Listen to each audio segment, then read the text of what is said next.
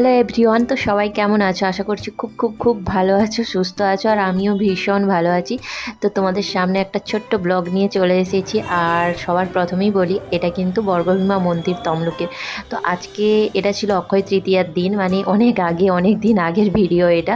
তো দেবো দেবো করে দেওয়া হচ্ছিল না, তো আজকে ছোট্টভাবে তোমাদের সাথে সেটা শেয়ার করলাম। আজকে অক্ষয় তৃতীয়া, তার সাথে আবার বর্মশাইয়ের বার্থডে।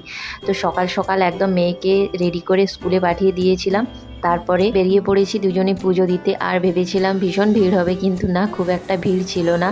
তো ভালোভাবেই পুজো দিয়েছি। আর আজ আমার ভীষণ তাড়া ছিল, কারণ বাড়ি গিয়ে আবার রান্না করব। আজ অক্ষয় তৃতীয়া, আর তোমাদের দাদাবাড়ির সব দিনই ছুটি থাকে অক্ষয় তৃতীয়ার দিনটা, কিন্তু আজ ছুটি ছিল না, অফিসকে যেতেই হবে। তো দেখো, পুজো দিয়ে বাড়ি চলে এসেছি। আর সবার আগে লুচি, আলু ভাজা আর মিষ্টিটা রেডি করে দিয়েছি, কারণ বাড়ি থেকে ও ভাত খেয়ে যায় আর লাঞ্চ টাইমে টিফিন করে। তো তার জন্য প্রত্যেক দিন টিফিন দিতেই হয়, আর আজকে দিয়েছি, তাই জন্য লুচি আর আলু ভাজা মিষ্টি।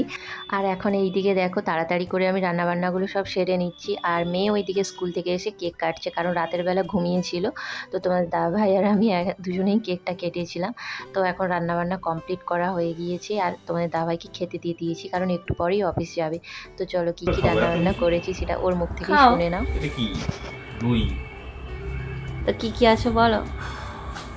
এই তো মিক্স ফ্রাইড রাইস, স্যালাড, এটা মোরলা, পটল ভাজা, মাছের ডিম, বড়ি ভাজা, আলু ভাজা, উচ্ছে ভাজা, পায়েস, মিষ্টি, চিপস, দই, এটা চিংড়ির মালাইকারি, মাছ। ঠিক আছে, এবার খাও। করে খাবো।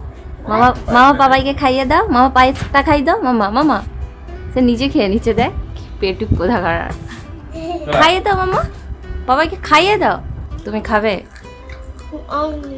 হ্যাঁ, বাবাইকে খাইয়ে দাও, বাবাইকে খাইয়ে দাও। পাপাইয়ের আছে হ্যাপি বার্থডে না?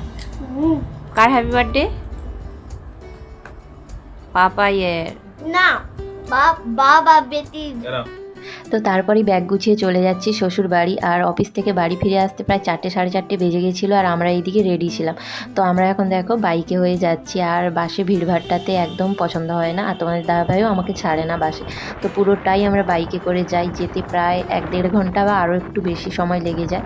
তো এখন দেখো বাড়ি ফিরে চলেও এসেছি। আর মা এইদিকে কী কী রান্না করে রেখেছে দেখো, লুচি, তরকারি, আলু ভাজা, আর আমরা মিষ্টি নিয়ে এসেছিলাম। তো এইগুলো খেয়েই এখন তাড়াতাড়ি শুয়ে পড়বো, কারণ গ্রামের দিকে সবাই তাড়াতাড়ি ঘুমিয়ে যায়। তো চলো, আজকের ব্লগটা কেমন লাগলো? যদি ভালো লেগে থাকে তাহলে প্লিজ লাইক, কমেন্ট, শেয়ার করো। তো চলো, টাটা।